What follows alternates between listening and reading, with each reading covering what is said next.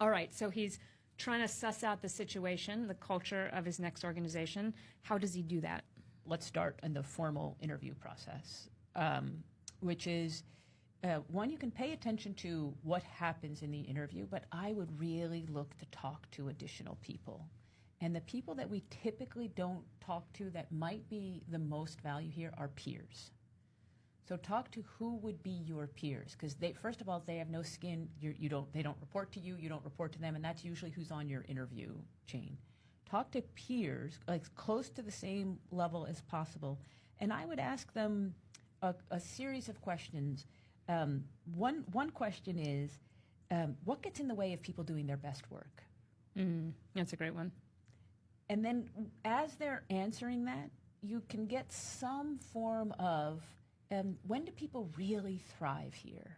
Another question is, which unwritten rule would be most helpful for someone like me to know? That's a nice one, too. I want to pull back and talk for a minute about how we think about culture generally. Generally, what we look at is, what are the hopes and dreams of an organization? What are its ambitions? And how well is its culture aligned with those ambitions? We think of culture informally is, how are things really done around here, right? Now, not how do they talk about them or how do they describe the organization on the website, but how are things really done around here? And I think what you want to get at is the truth of organizational behavior. You know, the other thing I would push on in this moment in time is asking about the return to office remote work policy. And does it make sense for this business, this company, this industry? I think is a really important tell. But more important, how did the company get to this policy?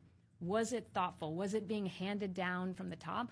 Or were lots of voices involved in getting to the right answer?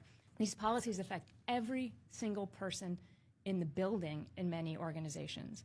And so bringing deep thought and care to how you got there is a really important culture tell.